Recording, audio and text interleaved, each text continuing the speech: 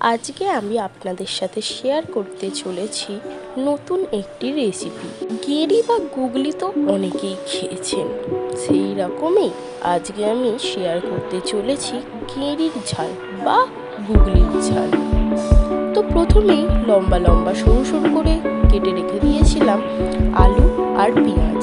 তারপরে কড়ার মধ্যে তেল দিয়ে প্রথমেই দিয়ে দিলাম আলুগুলো, আর তারপরে দিয়ে দিলাম পেঁয়াজ কুচিগুলো। তারপর তার মধ্যে সামান্য নুন আর পরিমাণ মতো হলুদ দিয়ে ভালো করে নাড়াচাড়া করে নিলাম।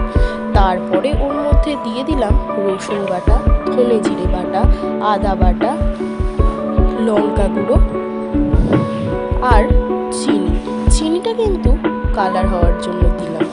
আর চিনি যে কোনো তরকারিতে পড়লে কিন্তু একটা অন্য রকমই স্বাদ আসে। আর আমি অন্যদিকে নুন দিয়ে সেদ্ধ করে রেখে দিয়েছিলাম গুগলিগুলো। তারপরে যখন আলু আর সব মশলাপাতি ভালো করে কষা হয়ে গেল, তার মধ্যে দিয়ে দিলাম গেঁড়িগুলি। তারপরে ভালো করে নাড়াচাড়া করে তার মধ্যে পরিমাণ মতো জল দিয়ে ভালো করে ফুটে যাওয়ার পরে সামান্য একটুখানি গরম মশলা ছড়িয়ে নামিয়ে নিলাম একটি পাত্রের মধ্যে।